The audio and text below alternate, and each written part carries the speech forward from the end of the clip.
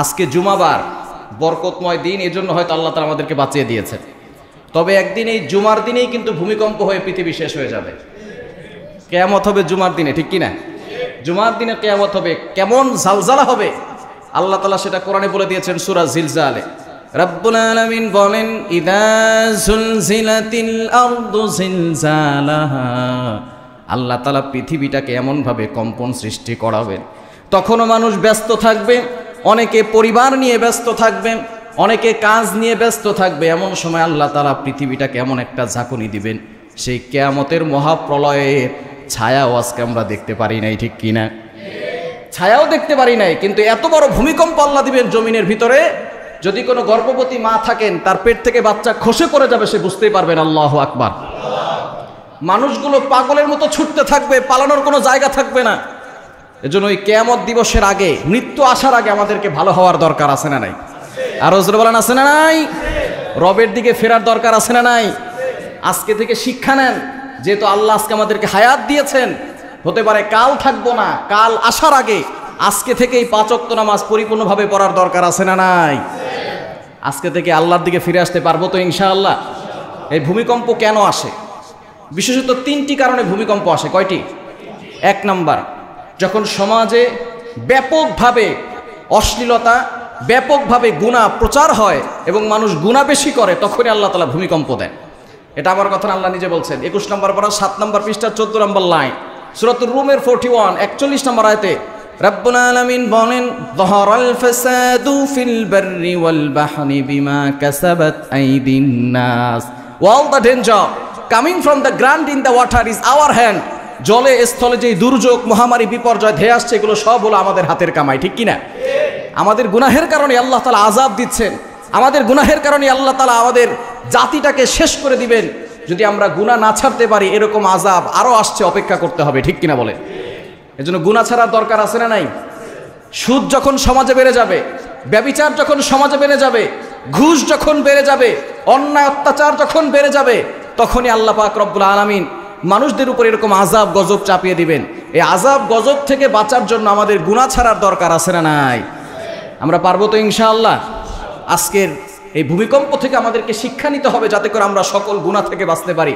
কারণ আল্লাহ তাআলা যখন অশ্লীলতা বেড়ে যায়, সুদ বেড়ে যায়, ঘুষ বেড়ে যায়, ব্যভিচার বেড়ে যায়, সমাজের মানুষ পাপাচারে লিপ্ত হয়, তখনই আল্লাহ তাআলা তাদের উপরে এই আযাব প্রেরণ করেন, নাজিল করেন।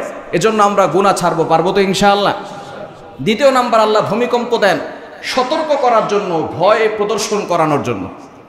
আল্লাহ তাআলা বান্দাকে সতর্ক করতে চান যে, বান্দা, সকল ক্ষমতার মালিক কে? আর জোরে বলেন, সকল ক্ষমতার মালিক কে? টাকা পয়সা পাওয়ার পরে বাহাদুরি দেখায়, ক্ষমতা পাওয়ার পরে বাহাদুরি দেখায়, এই বাহাদুরি কিন্তু চিরস্থায়ী নয়, ঠিক কি না? আগের সরকার মিথ্যা ট্রাইব্যুনাল সাজিয়ে জাতির শ্রেষ্ঠ সন্তানদেরকে মামলা দায়ের করেছিল, মিথ্যা নাটক সাজিয়ে আলেমদেরকে ফাঁসিতে ঝুলিয়েছে, মিথ্যা নাটক সাজিয়ে আলেমদেরকে জেলে ভরেছে। সেই হাসিনার ফাঁসির রায় হয়েছে, ঠিক কিনা বলেন? যুগে যুগে যারাই মানুষের উপর অত্যাচার করবে, জুলুম করবে, সময় একদিন তার সঠিক জবাব দিয়ে দিবে, ঠিক কিনা? এজন্য ক্ষমতা পাওয়ার পরে বাহাদুরি দেখাবেন না, টাকা পয়সা থাকলেই বাহাদুরি দেখাবেন না, অহংকার বেশি দিন থাকবে না। যদি অহংকার বেড়ে যায়, কবরস্থানে যাবেন, দেখবেন আপনার মতো অনেক শক্তিশালী মানুষ কবরে শুয়ে আছে, আপনার থেকে অনেক ক্ষমতাবান মানুষ কবরে একেবারে মাটির সাথে মিশে গেছে, তাদের হাড্ডিগুলো খুঁজে পাওয়া যাবে না। আজকে আছি, কালকে নাও থাকতে পারি। এজন্য ক্ষমতার বাহাদুরি, টাকা পয়সার বাহাদুরি কখনো আল্লাহর সামনে দেখানো যাবে না, ঠিক কি না? আল্লাহ পাক রব্বুল আলামিন সতর্ক করার জন্য, ভয় প্রদর্শন করার জন্য মাঝে মধ্যে আল্লাহ তাআলা এরকম নিদর্শন প্রেরণ করেন। আল্লাহ তাআলা নিজে বলে দিয়েছেন সূরা ইসরা বনি ইসরাঈলের 59 নম্বর আয়াতে, ওমা নুরসিলু বিল আয়াতি ইল্লা তাখফীফা। আল্লাহ পাক রব্বুল আলামিন সমাজের মানুষকে সতর্ক করার জন্য, মানুষকে যাতে করে তারা আল্লাহর দিকে ফিরে আসে, এজন্য আল্লাহ তাআলা ভয় দেখানোর জন্য মাঝে মধ্যে নিদর্শন দেন। সুতরাং আজকের এই ভূমিকম্পর নিদর্শন দেখে আমরা আল্লাহর পথে ফিরতে পারবো তো ইনশাআল্লাহ? পারা যাবে তো ইনশাআল্লাহ? 3 নাম্বার, বুখারীর হাদিস, মিশকাত শরীফের হাদিস, আল্লাহ পাক রব্বুল আলামিন তার বান্দাকে অনেক ভালোবাসেন, মাঝে মধ্যে এরকম নিদর্শন প্রেরণ করেন যাতে করে বান্দা রবের দিকে ফিরে যায়। রবের দিকে ফেরার দরকার আছে না নাই? আরো জোরে বলেন, আছে না নাই? আমাদেরকে রবের দিকে ফিরতে হবে। এখন আসুন, এই ভূমিকম্প থেকে বাঁচার উপায় কি? একটা ভূমিকম্প শেষ হয়ে গেছে, যখন বিপদ আসে তখন লা ইলাহা ইল্লা আনতা সুবহানাকা ইন্নী কুনতু মিনাজ জালিমিন, আল্লাহ বাঁচাও আল্লাহ বাঁচাও। কিন্তু যখন বিপদ শেষ হয়ে যায় তখন আল্লাহরে ভুলে যায়, ঠিক কিনা? বিপদ আসলে সাথে সাথে আল্লাহ আল্লাহ বলে। আমি চট্টগ্রাম প্রোগ্রামে গিয়েছি, সন্দ্বীপে প্রোগ্রাম, ওইখানে বিশাল সাগর পাড়ি দিয়ে যাওয়া লাগে। স্পিড বোটে যখন উঠেছি, প্রচন্ড ঢেউ, সন্দ্বীপে প্রচন্ড ঢেউ সাগরের মাঝখানে। হিন্দু লোক, সেও সেখানে উঠছে। সেই হিন্দু ব্যক্তি যখন ঢেউ উঠছে আর স্পিড বোট এইভাবে যাচ্ছে, সেও আল্লাহ আল্লাহ বলা শুরু করছে, বলেন আল্লাহু আকবার। সে হিন্দু লোকে জানে বিপদের সময় বাঁচাতে পারেন কে? আরো জোরে বলেন কে? আমরা অনেক মুসলমান নয় এমন আছে, বিপদে বললে আল্লাহকে ডাকি, বিপদ চলে গেলে আল্লাহকে ভুলে যাই, ঠিক কি না? ভূমিকম্প, ভূতত্ত্ব বিজ্ঞানী যারা আছে তারা বলছে যখন ভূমিকম্প একবার আসে, বড় ভূমিকম্প আসার পরে আরো ভূমিকম্প আসার সম্ভাবনা। আপনি বিপদ থেকে চলে গেছেন আর মনে করছেন আর তো মনে হয় ভূমিকম্প আসবে না, আপনার গুনাহের কারণে, আমাদের গুনাহের কারণে আবারও ভূমিকম্প আসতে পারে, ঠিক কি না? এজন্য বাঁচার জন্য কি করতে হবে? এক নম্বরে গুনাহ ছেড়ে দিতে হবে। গুনাহ ছাড়ার দরকার আছে না নাই?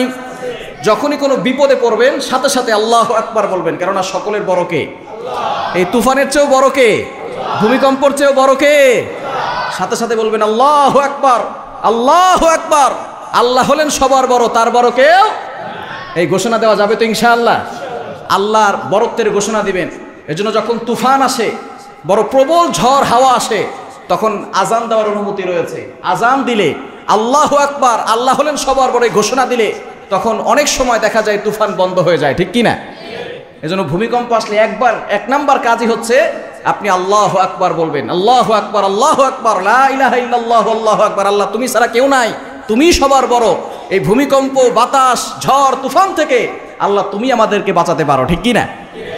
এক নম্বরে আল্লাহু আকবার। এগুলো সন্তানকে শিখাবেন, সন্তানকে শিখাবেন। আমরা অনেক সময় দৌড়ে পালাই কোথায় যাবেন? দৌড়ে পালায় বিল্ডিং থেকে হয়তো নিচে নামলেন, বিল্ডিং তো ভেঙে আপনার উপরেই পড়বে, ঠিক কি না? কিন্তু যদি আপনি আল্লাহর উপরে ভরসা রাখেন, বিল্ডিং এর সব মানুষ মরতে পারে, কিন্তু আল্লাহ যদি বাঁচিয়ে রাখতে পারে, তাহলে দুনিয়ার কোনো ক্ষমতা নেই আপনাকে পৃথিবী থেকে বিদায় করবে, ঠিক কি না? এজন্য ভরসা করতে হবে কার উপর? প্রথমেই বলবেন আল্লাহু আকবার, আল্লাহ তুমি হলে সবার বড়, তোমার বড় আর কেউ। এরপরে আপনি দোয়া ইউনুস পড়বেন, লা ইলাহা ইল্লা আনতা সুবহানাকা ইন্নী কুনতু মিনাজ জালিমিন। হযরত ইউনুস আলাইহিস সালাম কঠিন বিপদে পড়ার সময় এই দোয়াটা পড়েছিলেন। আমাদেরকে এই দোয়া পড়ার দরকার আছে না নাই? আল্লাহ তাআলা ইউনুস আলাইহিস সালামকে মাছের পেট থেকে হেফাজত করেছেন। সুতরাং আমরাও যদি এখন এই দোয়া পড়ি, এই দোয়া আল্লাহ কোরআনে কোট করে দিয়েছেন সূরা আম্বিয়ার ভিতরে। যত নবীরা দোয়া করেছেন সূরা আম্বিয়ার ভিতরে অনেক দোয়া কোট করা আছে। আইয়ুব আলাইহিস সালাম কোন দোয়া পড়েছিলেন, ইয়াহইয়া আলাইহিস সালাম, জাকারিয়া আলাইহিস সালাম কোন দোয়া পড়েছিলেন, এরপর ইউনুস আলাইহিস সালাম কোন দোয়া পড়েছিলেন, এগুলো সূরা আম্বিয়ার ভিতরে রয়েছে। সুতরাং আমরা লা ইলাহা ইল্লা আনতা সুবহানাকা ইন্নী কুনতু মিনাজ জালিমিন এটা বেশি বেশি পড়বো, পারবো তো ইনশাআল্লাহ? আর পাশাপাশি ইস্তেগফার করব, কালিমা পড়বো, কেননা হতে পারে এখনই আমার শেষ সময় চলে আসতে পারে। ইস্তেগফার করার দরকার আছে না নাই? জীবন অনেক গুনাহ করেছি, আল্লাহ না করুক যদি শেষ হয়ে যায়, তার আগে যদি ইস্তেগফার হয় তাহলে আল্লাহ তাআলা পিছনের সব গুনাহ ক্ষমা করে দিবে, বলেন সুবহানাল্লাহ। সুতরাং এই আমলগুলো করতে পারবো তো ইনশাআল্লাহ? যখনই কোনো বড় ধরনের বিপদ আসবে সাথে সাথে আল্লাহু আকবার, আল্লাহর বরত্বের ঘোষণা দিব, দোয়া ইউনুস লা ইলাহা ইল্লা আনতা সুবহানাকা ইন্নী কুনতু মিনাজ জালিমিন পড়ব, আর ইস্তেগফার পড়ব, আল্লাহুম্মা গফিরলি, আল্লাহ আমাকে ক্ষমা করে দাও, এই দোয়াগুলো বেশি পড়বো, পারবো তো ইনশাআল্লাহ? আল্লাহ এই ভূমিকম্প থেকে, বড় বড় আযাব থেকে আমাদের বাংলাদেশকে হেফাজত করেন, সকলে বলেন আমিন। এই গাজীপুরের মুসলমানদেরকে হেফাজত করেন, সকলে বলেন আমিন।